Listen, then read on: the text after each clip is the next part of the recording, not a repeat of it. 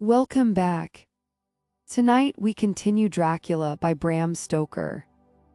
This is episode 11, and we will read chapters 18 and 19. Previously, Arthur, Quincy, Dr. Seward, and Van Helsing entered Lucy's tomb together. Arthur completed the solemn rite that freed her, and her face returned to its former peace. The friends then resolved to turn their attention toward Count Dracula. Mina and Jonathan joined the others at Dr. Seward's asylum and organized the journals, letters, and recordings into one complete record. Their shared evidence gave the group a clearer understanding of Dracula's movements and brought them together for the work ahead. Settle in, get comfortable, and let the story continue at a calm and steady pace. Chapter 18. Dr. Seward's Diary. The 30th of September. I got home at 5 o'clock and found that Godalming and Morris had not only arrived, but had already studied the transcript of the various diaries and letters which Harker and his wonderful wife had made and arranged. Harker had not yet returned from his visit to the carrier's men, of whom Dr. Hennessy had written to me. Mrs. Harker gave us a cup of tea, and I can honestly say that, for the first time since I have lived in it, this old house seemed like home. When we had finished, Mrs. Harker said, "Dr. Seward, may I ask a favor? I want to see your patient, Mr. Renfield. Do let me see him. What you have said of him in your diary interests me so much." She looked so appealing and so pretty that I could not refuse her, and there was no possible reason why I should, so I took her with me. When I went into the room, I told the man that a lady would like to see him, to which he simply answered, "Why?" "She is going through the house and wants to see everyone in it," I answered. "Oh, very well," he said. "Let her come in by all means, but just wait a minute till I tidy up the place." His method of tidying was peculiar. He simply swallowed all the flies and spiders in the boxes before I could stop him. It was quite evident that he feared or was jealous of some interference.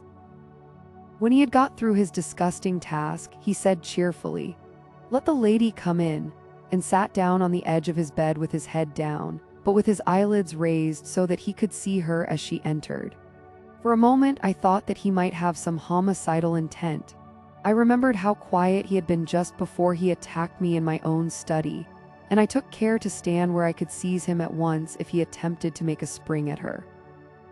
She came into the room with an easy gracefulness which would at once command the respect of any lunatic, for easiness is one of the qualities mad people most respect. She walked over to him, smiling pleasantly, and held out her hand. "Good evening, Mr. Renfield," said she. "You see, I know you, for Dr. Seward has told me of you." He made no immediate reply, but eyed her all over intently with a set frown on his face. This look gave way to one of wonder, which merged in doubt. Then, to my intense astonishment, he said, "You're not the girl the doctor wanted to marry, are you? You can't be, you know, for she's dead." Mrs. Harker smiled sweetly as she replied, "Oh no, I have a husband of my own to whom I was married before I ever saw Dr. Seward or he me. I am Mrs. Harker." "Then what are you doing here?" "My husband and I are staying on a visit with Dr. Seward." "Then don't stay." "But why not?" I thought that this style of conversation might not be pleasant to Mrs. Harker, any more than it was to me, so I joined in. "How did you know I wanted to marry anyone?" His reply was simply contemptuous, given in a pause in which he turned his eyes from Mrs. Harker to me, instantly turning them back again. "What an asinine question." "I don't see that at all, Mr. Renfield," said Mrs. Harker, at once championing me. He replied to her with as much courtesy and respect as he had shown contempt to me. "You will, of course, understand, Mrs. Harker, that when a man is loved and honored as our host is, everything regarding him is of interest in our little community. Dr. Seward is loved not only by his household and his friends, but even by his patients, who, being some of them hardly in mental equilibrium, are apt to distort causes and effects. Since I myself have been an inmate of a lunatic asylum, I cannot but notice that the sophistic tendencies of some of its inmates lean towards the errors of non causa and ignoratio elenchi. I positively opened my eyes at this new development. Here was my own pet lunatic, the most pronounced of his type that I had ever met with, talking elemental philosophy, and with the manner of a polished gentleman. I wonder if it was Mrs. Harker's presence which had touched some chord in his memory. If this new phase was spontaneous, or in any way due to her unconscious influence, she must have some rare gift or power. We continued to talk for some time, and seeing that he was seemingly quite reasonable, she ventured, looking at me questioningly as she began, to lead him to his favorite topic. I was again astonished, for he addressed himself to the question with the impartiality of the completest sanity. He even took himself as an example when he mentioned certain things. Why, I myself am an instance of a man who had a strange belief. Indeed, it was no wonder that my friends were alarmed and insisted on my being put under control. I used to fancy that life was a positive and perpetual entity, and that by consuming a multitude of live things, no matter how low in the scale of creation, one might indefinitely prolong life. At times I held the belief so strongly that I actually tried to take human life. The doctor here will bear me out that on one occasion I tried to kill him for the purpose of strengthening my vital powers by the assimilation with my own body of his life through the medium of his blood, relying, of course, upon the scriptural phrase, "For the blood is the life." Though, indeed, the vendor of a certain nostrum has vulgarized the truism to the very point of contempt. "Isn't that true, doctor?" I nodded assent, for I was so amazed that I hardly knew what I ought to think or say. It was hard to imagine that I had seen him eat up his spiders and flies not 5 minutes before. Looking at my watch, I saw that I should go to the station to meet Van Helsing, so I told Mrs. Harker that it was time to leave. She came at once after saying pleasantly to Mr. Renfield, "Goodbye, and I hope I may see you often under auspices pleasanter to yourself," to which, to my astonishment, he replied, "Goodbye, my dear, I pray God I may never see your sweet face again, may he bless and keep you." When I went to the station to meet Van Helsing, I left the boys behind me. Poor Art seemed more cheerful than he has been since Lucy first took ill, and Quincy is more like his own bright self than he has been for many a long day. Van Helsing stepped from the carriage with the eager nimbleness of a boy.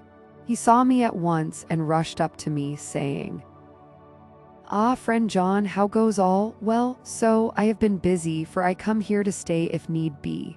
All affairs are settled with me, and I have much to tell. Madam Mina is with you, yes, and her so fine husband, and Arthur and my friend Quincy, they are with you too, good."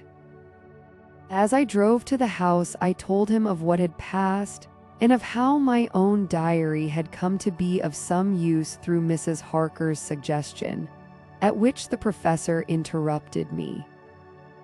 "Ah, that wonderful Madam Mina. She has man's brain, a brain that a man should have were he much gifted, and woman's heart. The good God fashioned her for a purpose, believe me, when he made that so good combination. Friend John, up to now fortune has made that woman of help to us. After tonight she must not have to do with this so troubling affair. It is not good that she run a risk so great. We men are determined, nay, are we not pledged, to destroy this monster, but it is no part for a woman. Even if she be not harmed, her heart may fail her in so much and so many fears, and hereafter she may suffer, both in waking from her nerves and in sleep from her dreams. And besides, she is young woman and not so long married. There may be other things to think of some time, if not now. You tell me she has wrote all, then she must consult with us. But tomorrow she say goodbye to this work and we go alone. I agreed heartily with him, and then I told him what we had found in his absence, that the house which Dracula had bought was the very next one to my own. He was amazed, and a great concern seemed to come on him. "Oh, that we had known it before," he said, "for then we might have reached him in time to save poor Lucy. However, the milk that is spilt cries not out afterwards, as you say.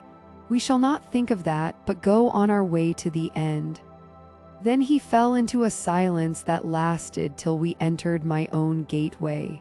Before we went to prepare for dinner, he said to Mrs. Harker, "I am told, Madam Mina, by my friend John, that you and your husband have put up in exact order all things that have been up to this moment."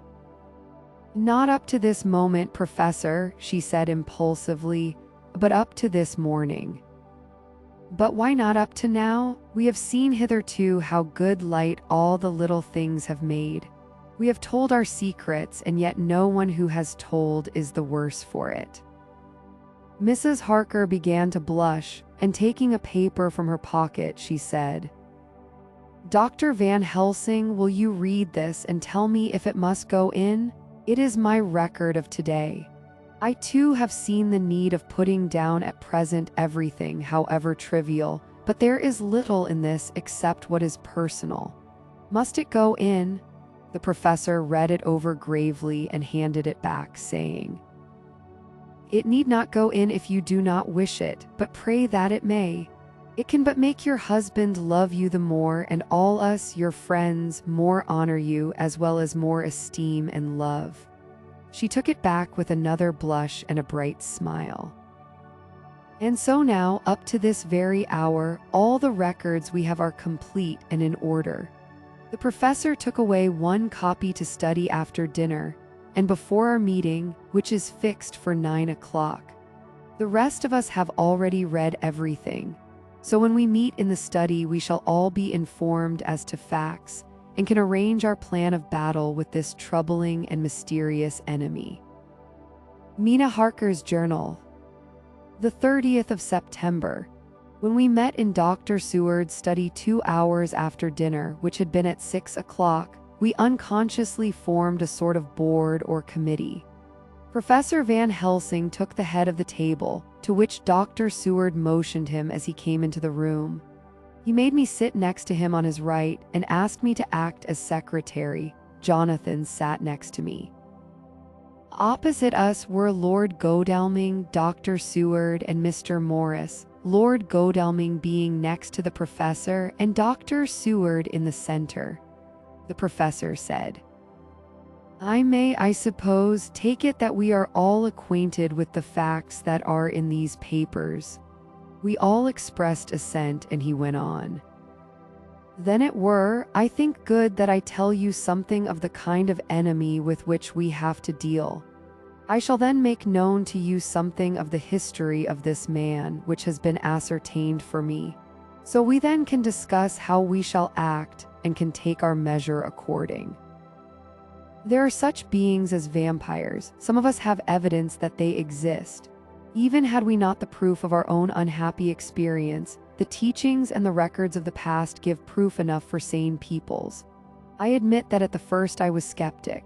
Were it not that through long years I have trained myself to keep an open mind, I could not have believed until such time as that fact thunder on my ear. See, I prove. Alas! Had I known at the first what now I know, nay, had I even guessed at him, one so precious life had been spared to many of us who did love her. But that is gone, and we must so work that other poor souls perish not whilst we can save. The Nosferatu do not die like the bee when he sting once. He is only stronger, and being stronger have yet more power to work evil.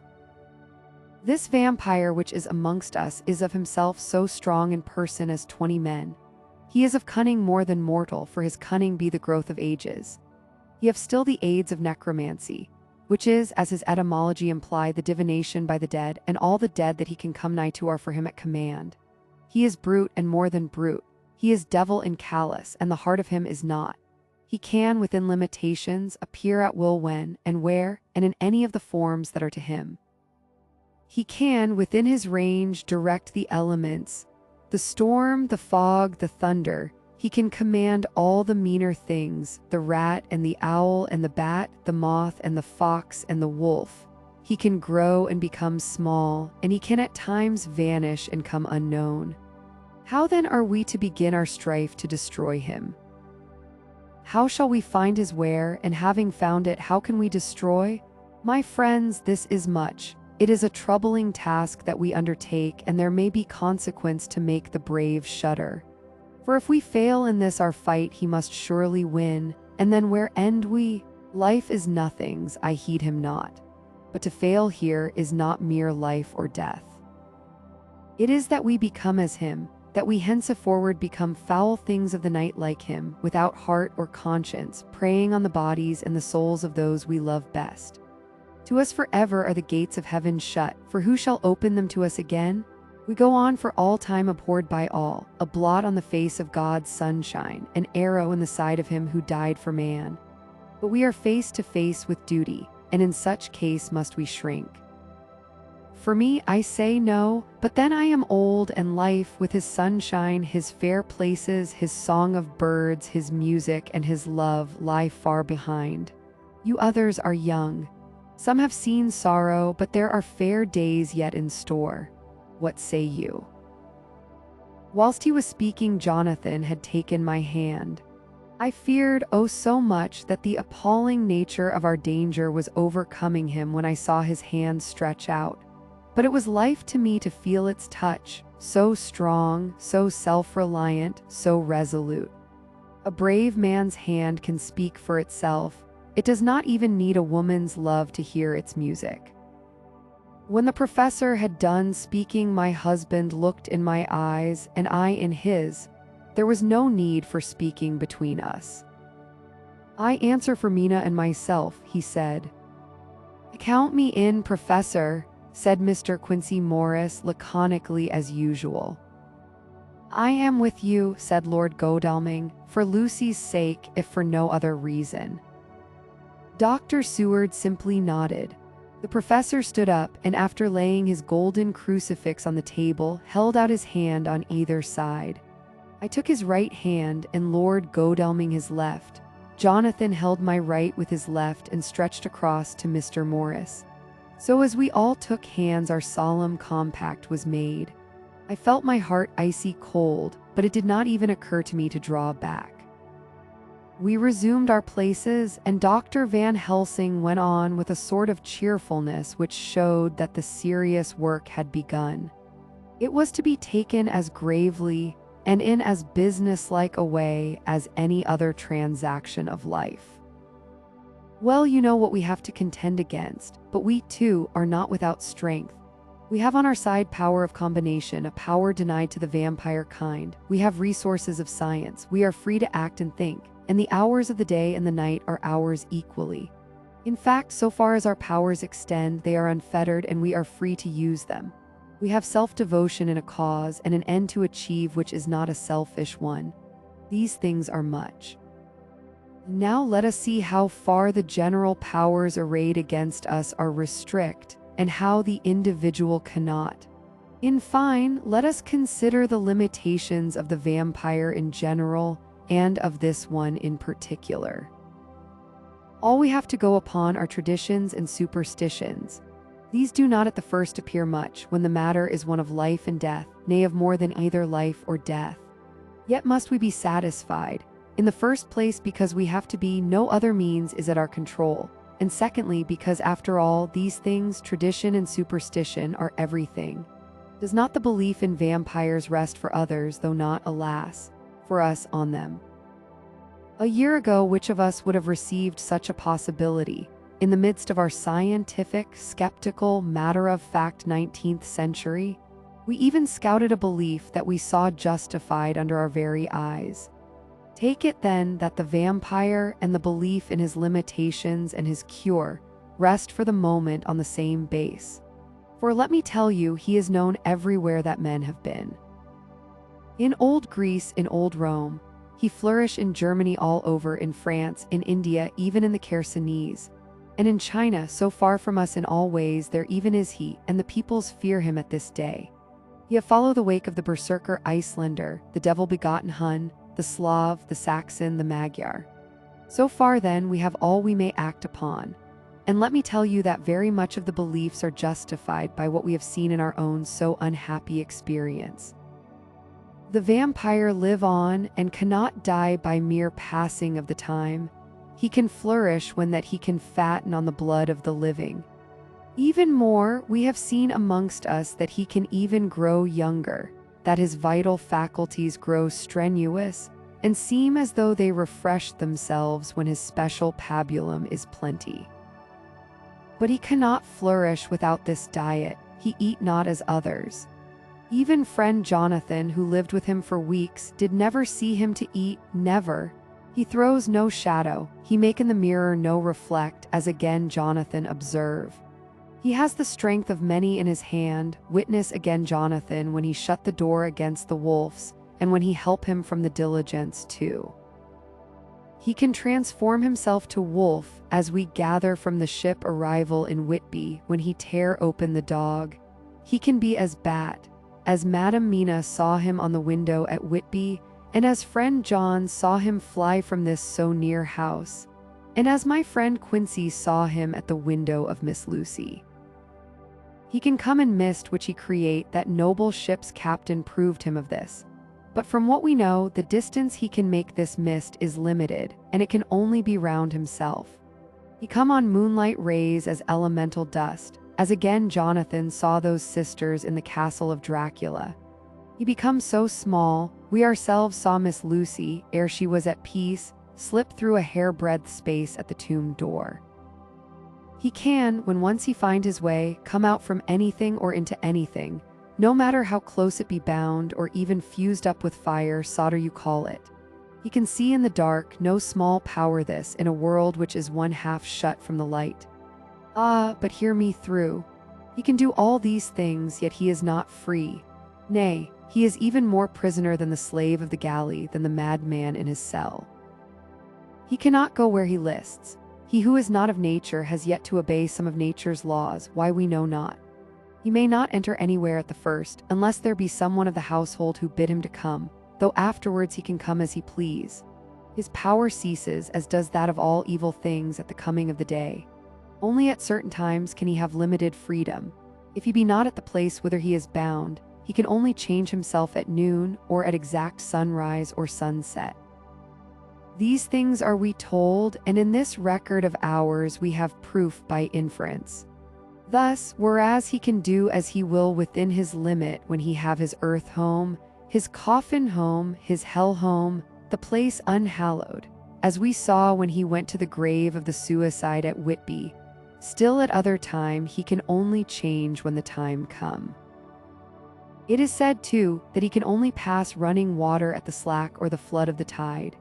Then there are things which so afflict him that he has no power, as the garlic that we know of. And as for things sacred as this symbol, my crucifix, that was amongst us even now when we resolve, to them he is nothing, but in their presence he take his place far off and silent with respect. There are others, too, which I shall tell you of, lest in our seeking we may need them. The branch of wild rose on his coffin keep him that he move not from it. A sacred bullet fired into the coffin kill him so that he be true dead. And as for the stake through him, we know already of its peace, or the cut-off head that giveth rest. We have seen it with our eyes. Thus when we find the habitation of this man that was, we can confine him to his coffin and destroy him if we obey what we know. But he is clever. I have asked my friend Arminius of Budapest University to make his record, and from all the means that are, he tell me of what he has been.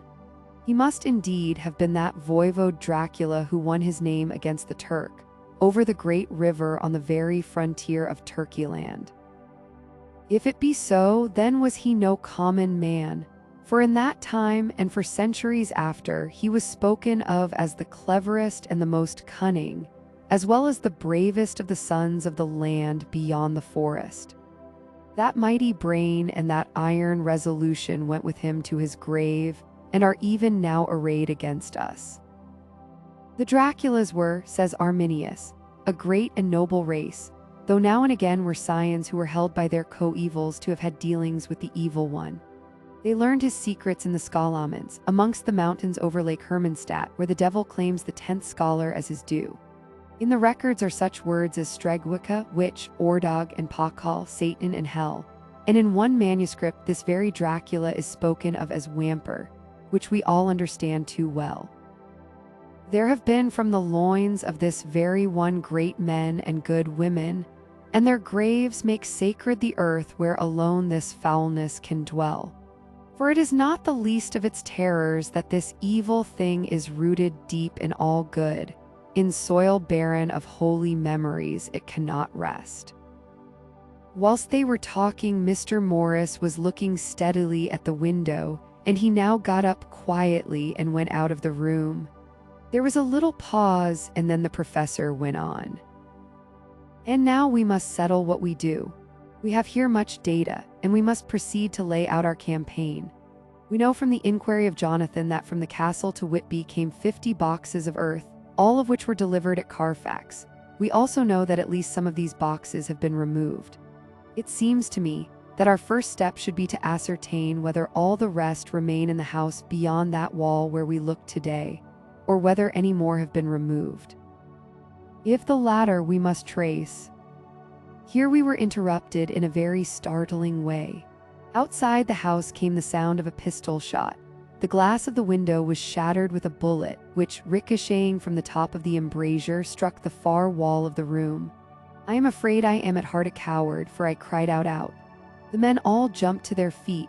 Lord Godalming flew over to the window and threw up the sash. As he did so, we heard Mr. Morris's voice without. "Sorry, I fear I have alarmed you. I shall come in and tell you about it." A minute later he came in and said, "It was an idiotic thing of me to do, and I ask your pardon, Mrs. Harker, most sincerely. I fear I must have frightened you deeply. But the fact is that while the professor was talking there came a big bat and sat on the windowsill. I have got such a fear of the damned brutes from recent events that I cannot stand them, and I went out to have a shot, as I have been doing of late of evenings whenever I have seen one. You used to laugh at me for it then, Art."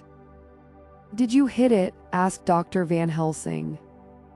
"I don't know, I fancy not, for it flew away into the wood."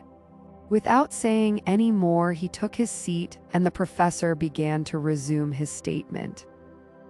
"We must trace each of these boxes, and when we are ready, we must either capture or kill this monster in his lair, or we must, so to speak, sterilize the earth so that no more he can seek safety in it.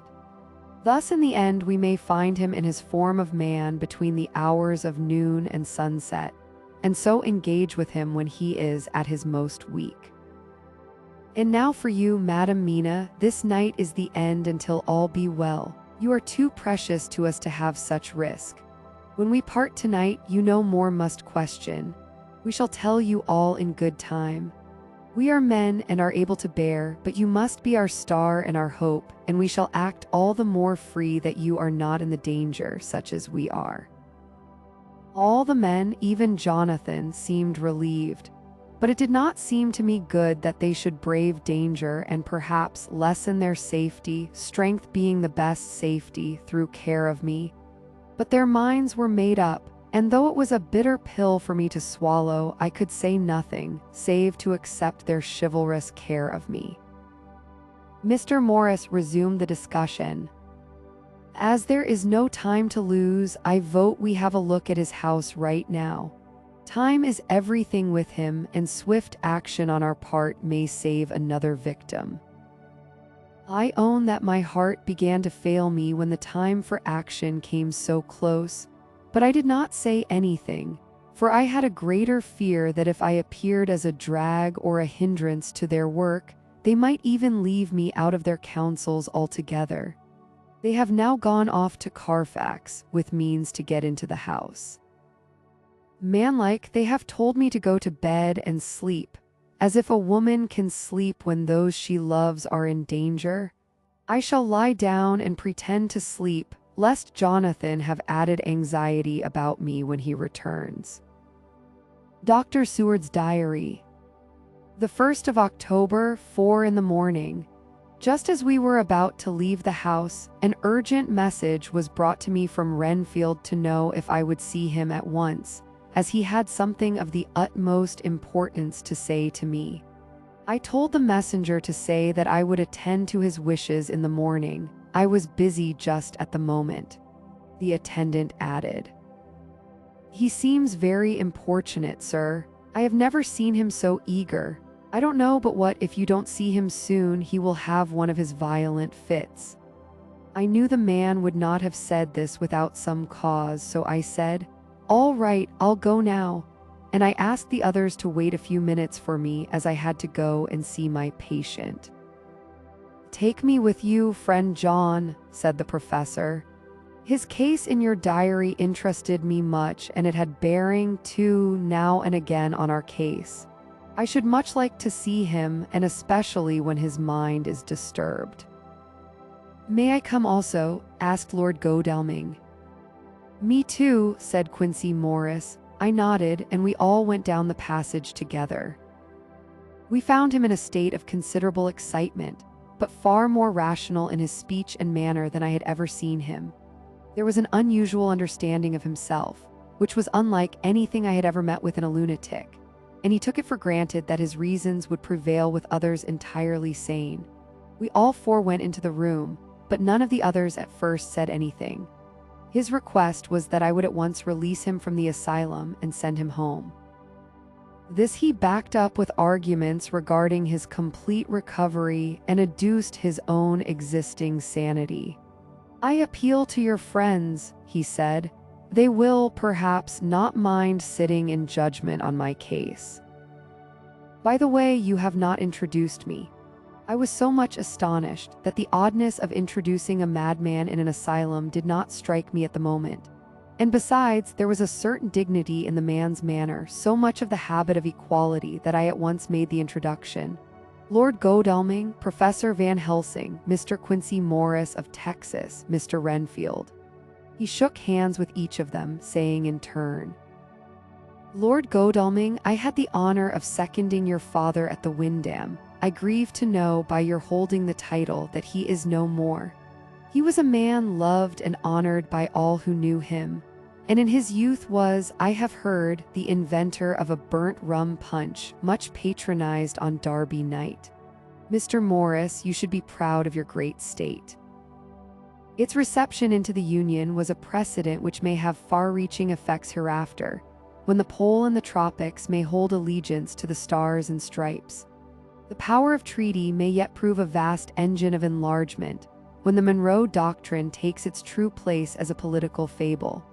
What shall any man say of his pleasure at meeting Van Helsing?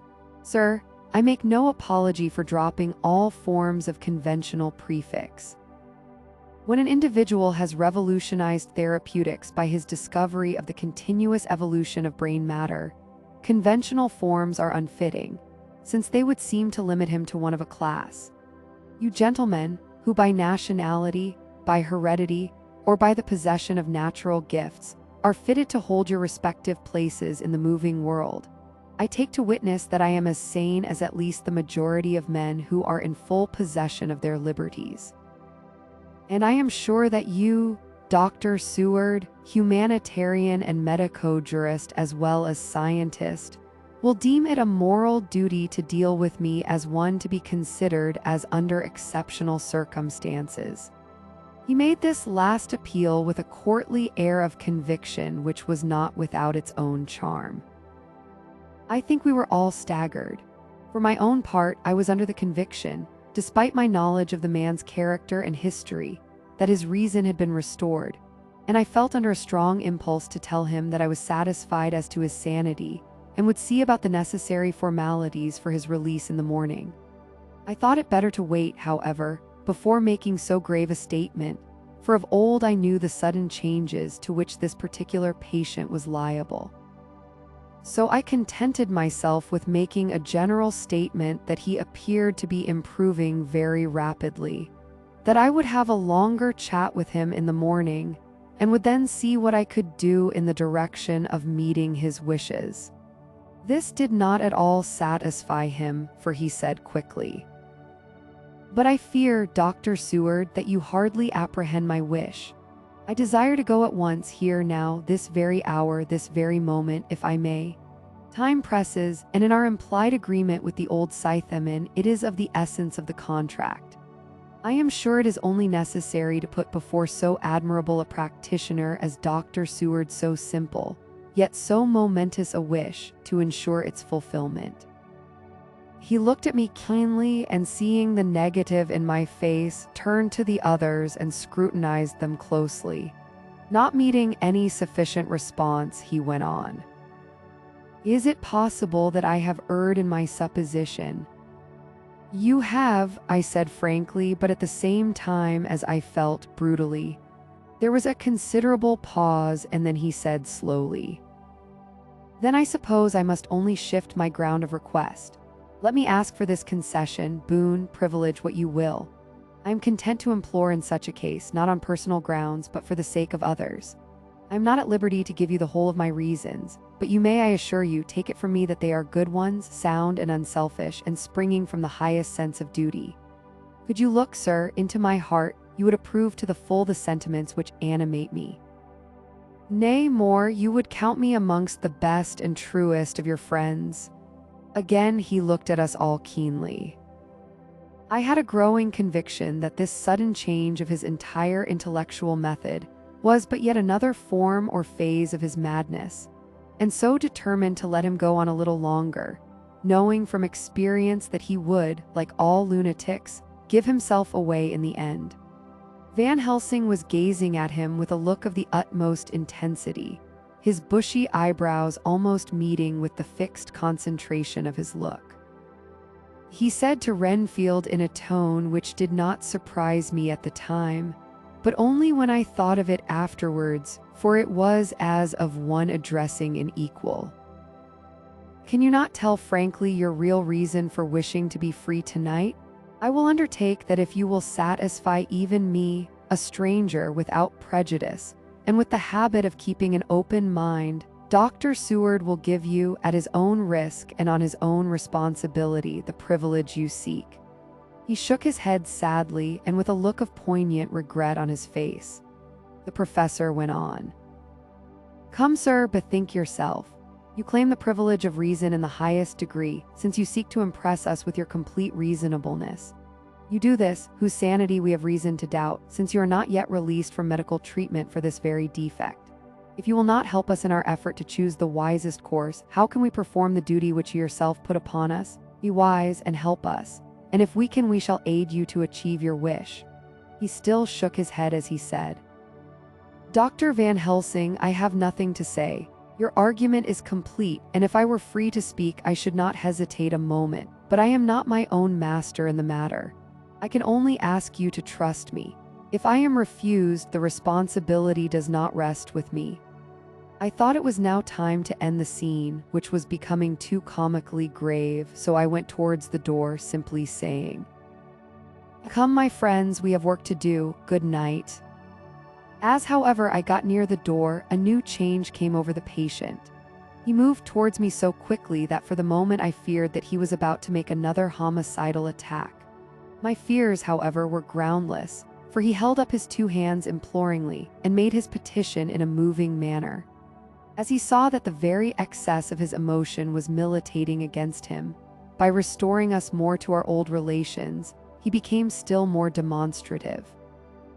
I glanced at Van Helsing and saw my conviction reflected in his eyes, so I became a little more fixed in my manner, if not more stern, and motioned to him that his efforts were unavailing. I had previously seen something of the same constantly growing excitement in him when he had to make some request of which at the time he had thought much, such, for instance, as when he wanted a cat. And I was prepared to see the collapse into the same sullen acquiescence on this occasion. My expectation was not realized, for when he found that his appeal would not be successful, he got into quite a frantic condition. He threw himself on his knees and held up his hands, wringing them in plaintive supplication, and poured forth a torrent of entreaty. with the tears rolling down his cheeks and his whole face and form expressive of the deepest emotion. "Let me entreat you, Dr. Seward, oh, let me implore you to let me out of this house at once. Send me away how you will and where you will. Send keepers with me with whips and chains. Let them take me in a strait waistcoat, manacled and leg-ironed, even to a jail, but let me go out of this. You don't know what you do by keeping me here. I am speaking from the depths of my heart, of my very soul.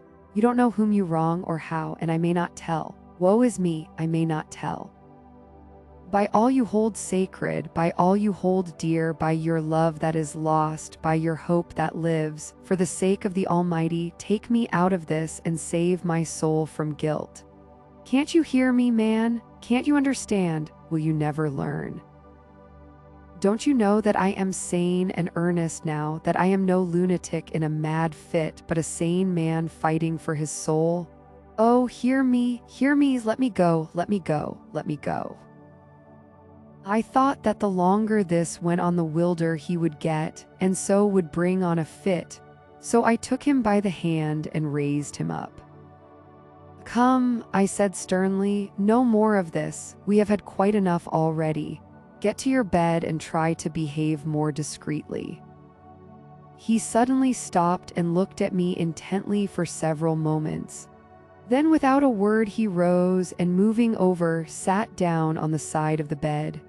The collapse had come, as on former occasions, just as I had expected. When I was leaving the room, last of our party, he said to me in a quiet, well-bred voice, "You will, I trust, Dr. Seward, do me the justice to bear in mind later on that I did what I could to convince you tonight." Chapter 19. Jonathan Harker's Journal. The 1st of October, 5 in the morning. I went with the party to the search with an easy mind, for I think I never saw Mina so absolutely strong and well. I am so glad that she consented to hold back and let us men do the work. Somehow it was a dread to me that she was in this fearful business at all. But now that her work is done, and that it is due to her energy and brains and foresight that the whole story is put together in such a way that every point tells, she may well feel that her part is finished, and that she can henceforth leave the rest to us. We were, I think, all a little upset by the scene with Mr. Renfield. When we came away from his room, we were silent till we got back to the study. Then Mr. Morris said to Dr. Seward, "Say, Jack, if that man wasn't attempting a bluff, he is about the sanest lunatic I ever saw. I'm not sure, but I believe that he had some serious purpose, and if he had, it was pretty rough on him not to get a chance."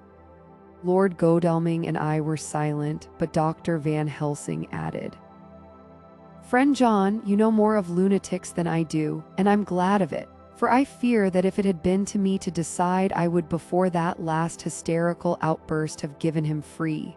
But we live and learn, and in our present task we must take no chance, as my friend Quincy would say. All is best as they are." Dr. Seward seemed to answer them both in a dreamy kind of way. "I don't know but that I agree with you. If that man had been an ordinary lunatic, I would have taken my chance of trusting him. But he seems so mixed up with the Count in an indexy kind of way that I am afraid of doing anything wrong by helping his fads. I can't forget how he prayed with almost equal fervor for a cat, and then tried to tear my throat out with his teeth. Besides, he called the Count Lord and Master, and he may want to get out to help him in some diabolical way. That horrid thing has the wolves and the rats and his own kind to help him, so I suppose he isn't above trying to use a respectable lunatic. He certainly did seem earnest, though. I only hope we have done what is best. These things, in conjunction with the wild work we have in hand, help to unnerve a man." The professor stepped over and, laying a hand on his shoulder, said in his grave, kindly way, "Friend John, have no fear. We are trying to do our duty in a very sad and troubling case. We can only do as we deem best. What else have we to hope for except the pity of the good God?"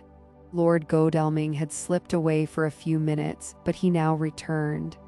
He held up a little silver whistle as he remarked, "That old place may be full of rats, and if so, I've got an antidote on call." Having passed the wall, we took our way to the house, taking care to keep in the shadows of the trees on the lawn when the moonlight shone out. When we got to the porch, the professor opened his bag and took out a lot of things, which he laid on the step, sorting them into 4 little groups, evidently one for each. Then he spoke. "My friends, we are going into a troubling danger, and we need arms of many kinds. Our enemy is not merely spiritual.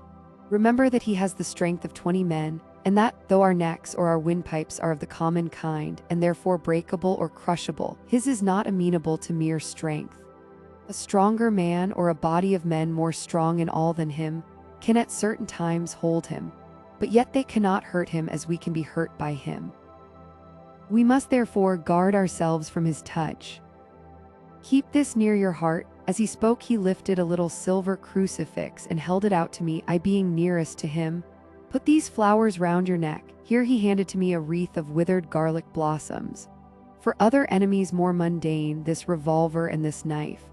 And for aid in all, these so small electric lamps which you can fasten to your breast. And for all, and above all at the last, this, which we must not desecrate needless." This was a portion of sacred wafer which he put in an envelope and handed to me. Each of the others was similarly equipped. "Now," he said, "friend John, where are the skeleton keys? If so that we can open the door, we need not break house by the window as before at Miss Lucy's." Dr. Seward tried 1 or 2 skeleton keys, his mechanical dexterity as a surgeon standing him in good stead. Presently he got one to suit. After a little play back and forward, the bolt yielded and with a rusty clang shot back. We pressed on the door, the rusty hinges creaked, and it slowly opened.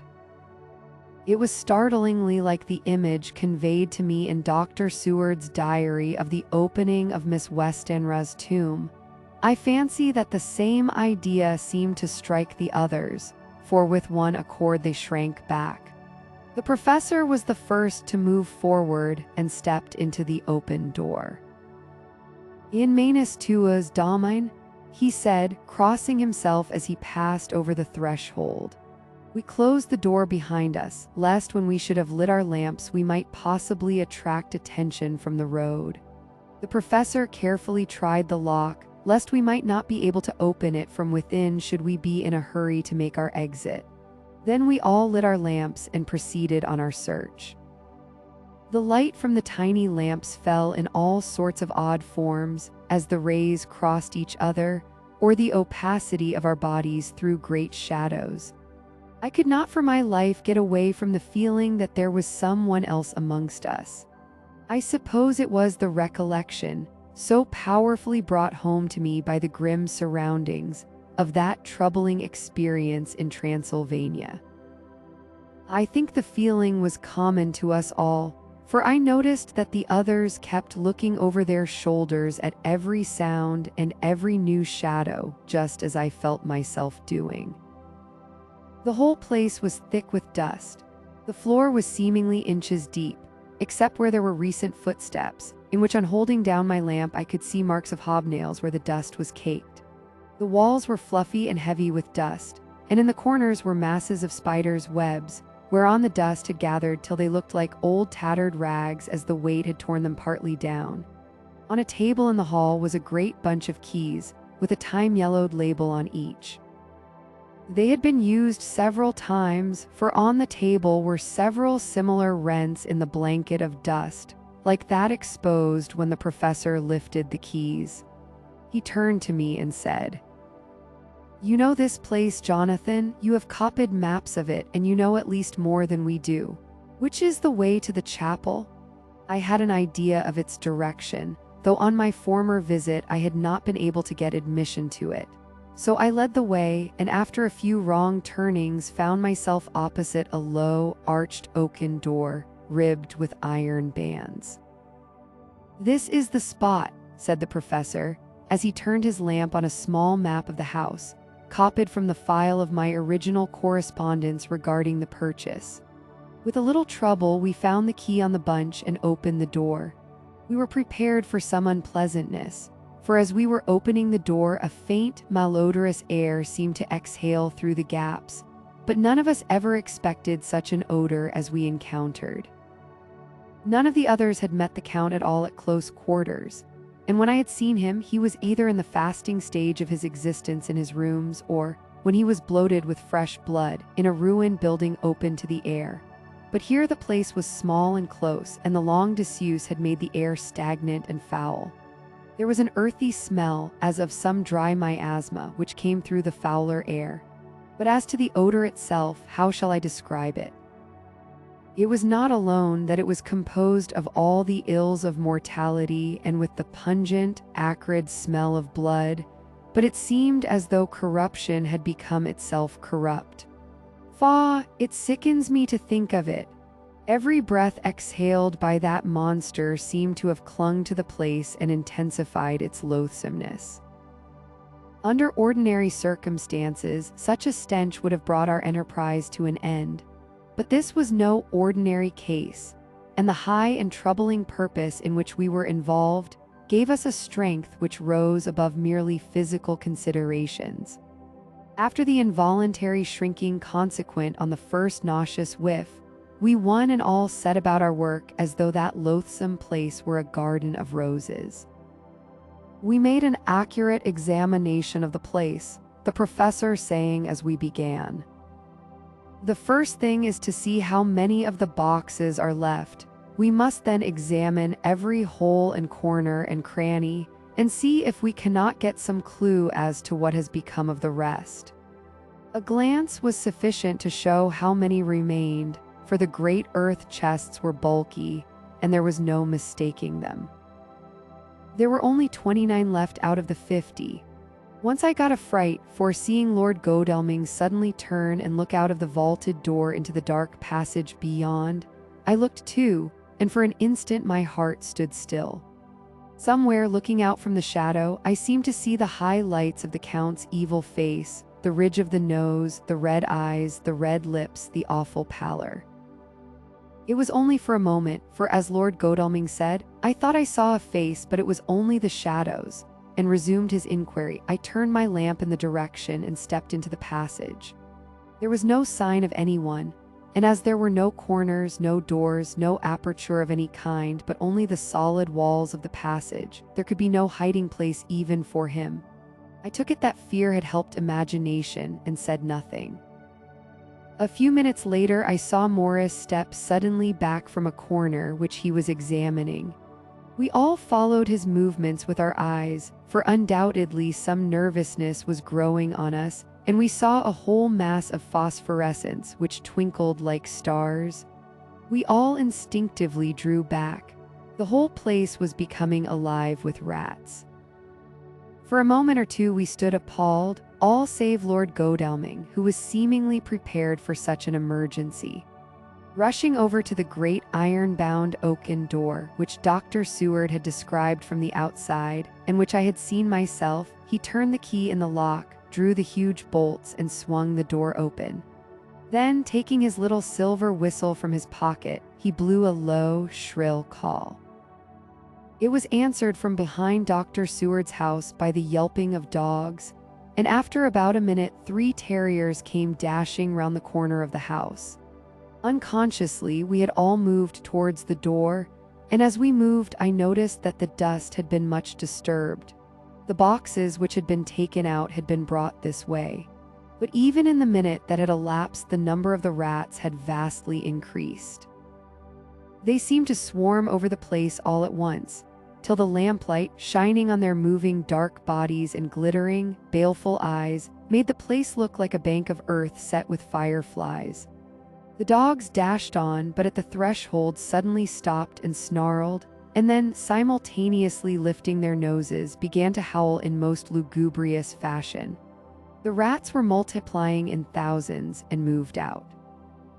Lord Godalming lifted one of the dogs, and carrying him in, placed him on the floor. The instant his feet touched the ground, he seemed to recover his courage and rushed at his natural enemies.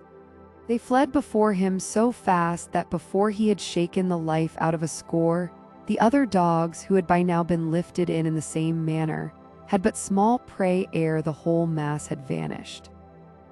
With their going, it seemed as if some evil presence had departed, for the dogs frisked about and barked merrily as they made sudden darts at their prostrate foes, and turned them over and over and tossed them in the air with vicious shakes.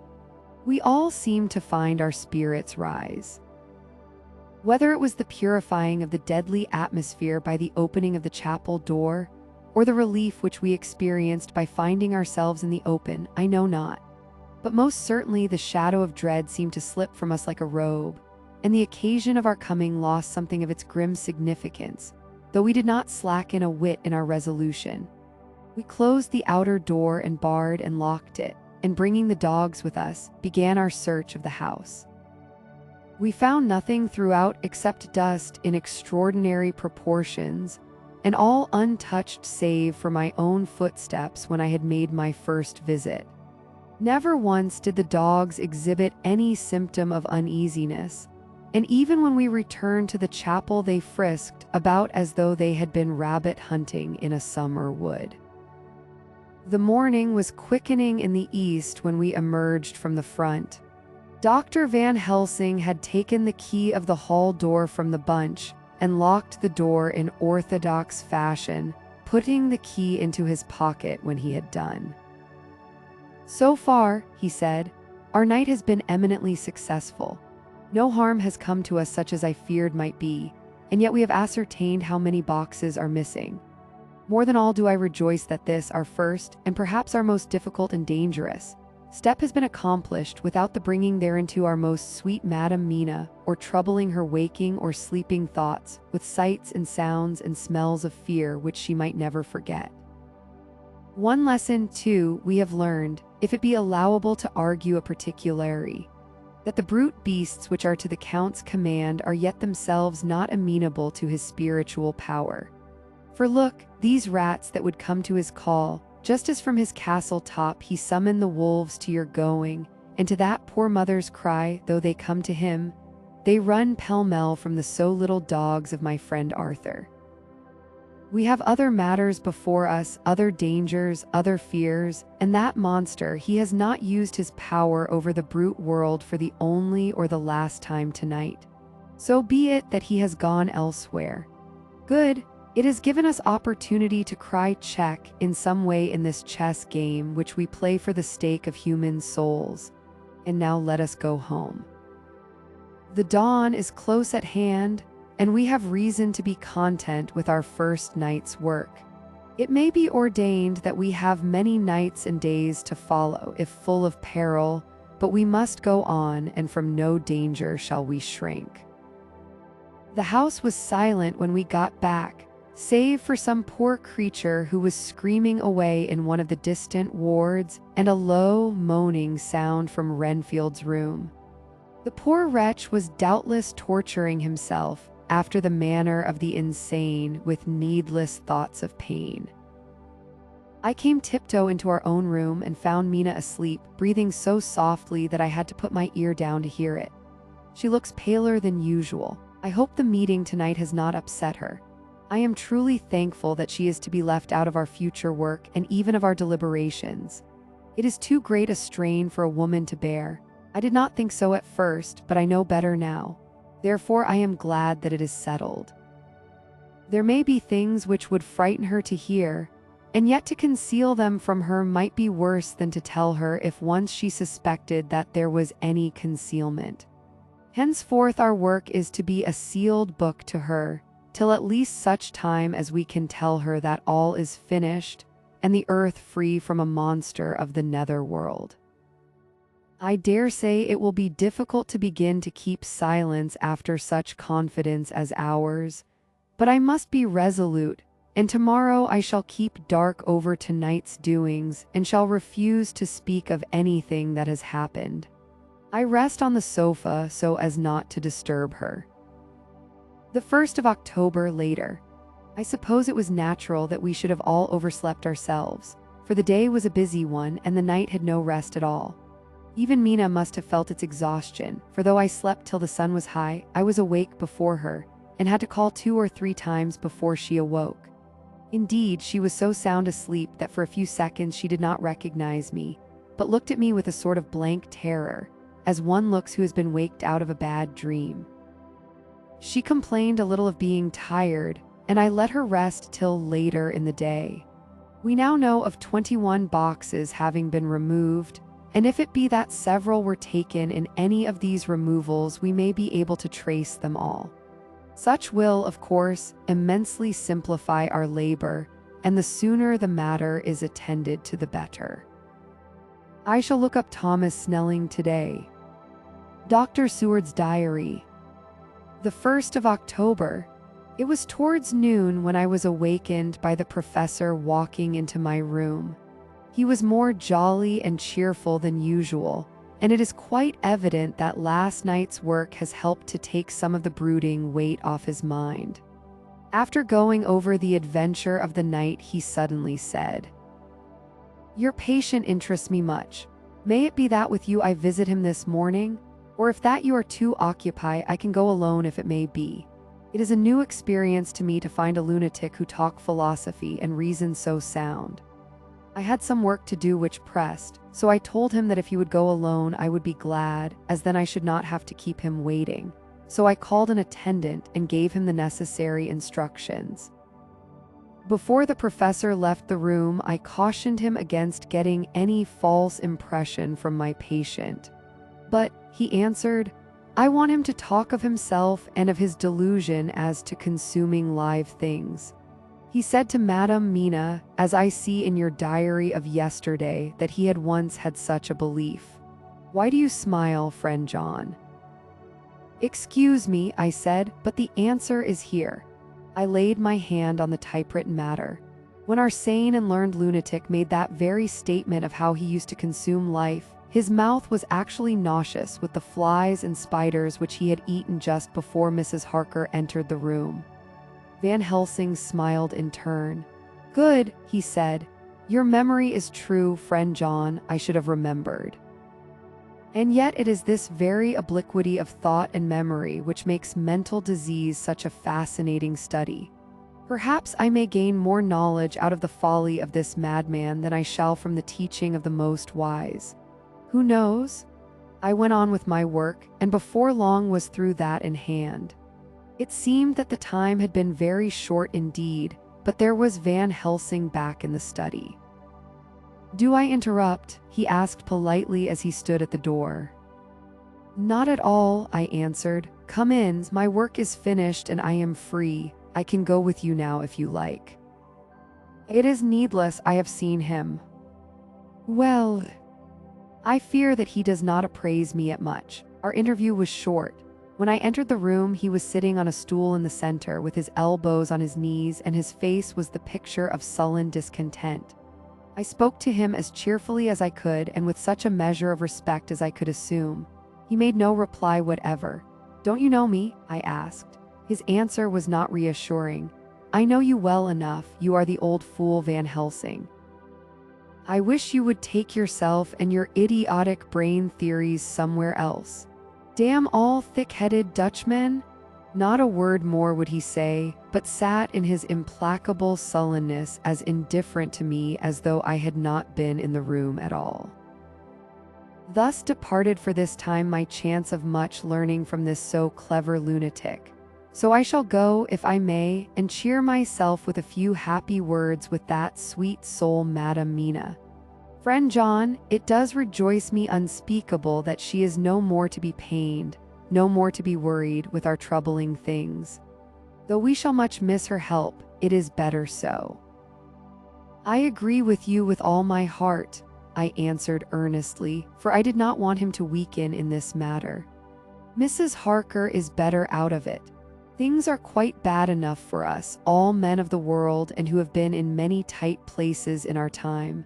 But it is no place for a woman, and if she had remained in touch with the affair, it would in time infallibly have wrecked her. So Van Helsing has gone to confer with Mrs. Harker, and Harker, Quincy and Art are both out following up the clues as to the earth boxes. I shall finish my round of work and we shall meet tonight. Mina Harker's journal. The 1st of October. It is strange to me to be kept in the dark as I am today. After Jonathan's full confidence for so many years, to see him manifestly avoid certain matters and those the most vital of all. This morning I slept late after the fatigues of yesterday, and though Jonathan was late too, he was the earlier. He spoke to me before he went out, never more sweetly or tenderly, but he never mentioned a word of what had happened in the visit to the Count's house. And yet he must have known how deeply anxious I was. Poor dear fellow, I suppose it must have distressed him even more than it did me. They all agreed that it was best that I should not be drawn further into this awful work, and I acquiesced. But to think that he keeps anything from me. And now I am crying like a silly fool, when I know it comes from my husband's great love and from the good wishes of those other strong men. That has done me good. Well, someday Jonathan will tell me all, and lest it should ever be that he should think for a moment that I kept anything from him, I still keep my journal as usual. Then if he has doubted of my trust, I shall show it to him, with every thought of my heart put down for his dear eyes to read. I feel strangely sad and low-spirited today. I suppose it is the reaction from the troubling excitement. Last night I went to bed when the men had gone, simply because they told me to. I didn't feel sleepy, and I did feel full of devouring anxiety. I kept thinking over everything that has been ever since Jonathan came to see me in London, and it all seems like a deeply unsettling tragedy, with fate pressing on relentlessly to some destined end. Everything that one does seems, no matter how right it may be, to bring on the very thing which is most to be deplored. If I hadn't gone to Whitby, perhaps poor dear Lucy would be with us now. She hadn't taken to visiting the churchyard till I came, and if she hadn't come there in the daytime with me, she wouldn't have walked there in her sleep. And if she hadn't gone there at night and asleep, that monster couldn't have destroyed her as he did. Oh, why did I ever go to Whitby? There now, crying again. I wonder what has come over me today. I must hide it from Jonathan, for if he knew that I had been crying twice in one morning, I, who never cried on my own account, and whom he has never caused to shed a tear, the dear fellow would fret his heart out. I shall put a bold face on, and if I do feel weepy, he shall never see it. I suppose it is one of the lessons that we poor women have to learn. I can't quite remember how I fell asleep last night. I remember hearing the sudden barking of the dogs and a lot of queer sounds, like praying on a very tumultuous scale, from Mr. Renfield's room, which is somewhere under this. And then there was silence over everything, silence so profound that it startled me, and I got up and looked out of the window. All was dark and silent, the black shadows thrown by the moonlight seeming full of a silent mystery of their own. Not a thing seemed to be stirring, but all to be grim and fixed as death or fate, so that a thin streak of white mist that crept with almost imperceptible slowness across the grass towards the house seemed to have a sentience and a vitality of its own. I think that the digression of my thoughts must have done me good, for when I got back to bed I found a lethargy creeping over me. I lay a while but could not quite sleep, so I got out and looked out of the window again. The mist was spreading and was now close up to the house, so that I could see it lying thick against the wall, as though it were stealing up to the windows. The poor man was more loud than ever, and though I could not distinguish a word he said, I could in some way recognize in his tones some passionate entreaty on his part. Then there was the sound of a struggle, and I knew that the attendants were dealing with him. I was so frightened that I crept into bed and pulled the clothes over my head, putting my fingers in my ears. I was not then a bit sleepy, at least so I thought, but I must have fallen asleep, for except dreams, I do not remember anything until the morning when Jonathan woke me. I think that it took me an effort and a little time to realize where I was, and that it was Jonathan who was bending over me. My dream was very peculiar, and was almost typical of the way that waking thoughts become merged in or continued in dreams. I thought that I was asleep and waiting for Jonathan to come back. I was very anxious about him, and I was powerless to act. My feet and my hands and my brain were weighted so that nothing could proceed at the usual pace. And so I slept uneasily and thought. Then it began to dawn upon me that the air was heavy and dank and cold. I put back the clothes from my face and found to my surprise that all was dim around me. The gas light which I had left lit for Jonathan but turned down came only like a tiny red spark through the fog, which had evidently grown thicker and poured into the room. Then it occurred to me that I had shut the window before I had come to bed. I would have got out to make certain on the point, but some leaden lethargy seemed to chain my limbs and even my will. I lay still and endured, that was all. I closed my eyes but could still see through my eyelids. It is wonderful what tricks our dreams play us and how conveniently we can imagine. The mist grew thicker and thicker, and I could see now how it came in, for I could see it like smoke or with the white energy of boiling water pouring in, not through the window, but through the joinings of the door. It got thicker and thicker, till it seemed as if it became concentrated into a sort of pillar of cloud in the room, through the top of which I could see the light of the gas shining like a red eye. Things began to whirl through my brain just as the cloudy column was now whirling in the room, and through it all came the scriptural words, "A pillar of cloud by day and of fire by night." Was it indeed some such spiritual guidance that was coming to me in my sleep? But the pillar was composed of both the day and the night guiding, for the fire was in the red eye, which at the thought got a new fascination for me, till as I looked, the fire divided and seemed to shine on me through the fog like two red eyes, such as Lucy told me of in her momentary mental wandering when, on the cliff, the dying sunlight struck the windows of St. Mary's Church. Suddenly the fear burst upon me that it was thus that Jonathan had seen those awful women growing into reality through the whirling mist in the moonlight, and in my dream I must have fainted, for all became black darkness. The last conscious effort which imagination made was to show me a livid white face bending over me out of the mist. I must be careful of such dreams, for they would unseat one's reason if there was too much of them. I would get Dr. Van Helsing or Dr. Seward to prescribe something for me which would make me sleep, only that I fear to alarm them. Such a dream at the present time would become woven into their fears for me. Tonight I shall strive hard to sleep naturally. If I do not, I shall tomorrow night get them to give me a dose of chloral. That cannot hurt me for once, and it will give me a good night's sleep. Last night tired me more than if I had not slept at all. The 2nd of October, 10 in the evening. Last night I slept but did not dream. I must have slept soundly, for I was not waked by Jonathan coming to bed, but the sleep has not refreshed me, for today I feel deeply weak and spiritless. I spent all yesterday trying to read or lying down dozing. In the afternoon Mr. Renfield asked if he might see me. Poor man, he was very gentle, and when I came away he kissed my hand and bade God bless me. Some way it affected me much. I am crying when I think of him. This is a new weakness of which I must be careful.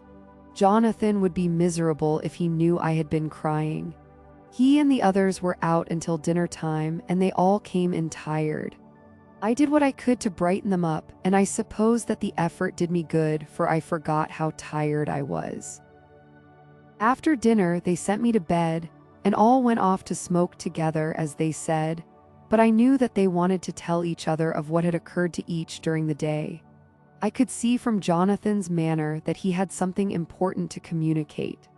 I was not so sleepy as I should have been, so before they went I asked Dr. Seward to give me a little opiate of some kind, as I had not slept well the night before. He very kindly made me up a sleeping draught which he gave to me, telling me that it would do me no harm as it was very mild. I have taken it, and am waiting for sleep, which still keeps aloof. I hope I have not done wrong, for as sleep begins to flirt with me, a new fear comes, that I may have been foolish in thus depriving myself of the power of waking. I might want it. Here comes sleep. Good night. And that is where we will leave the story for tonight. Thank you for listening. Rest well, and we will see you in the next one.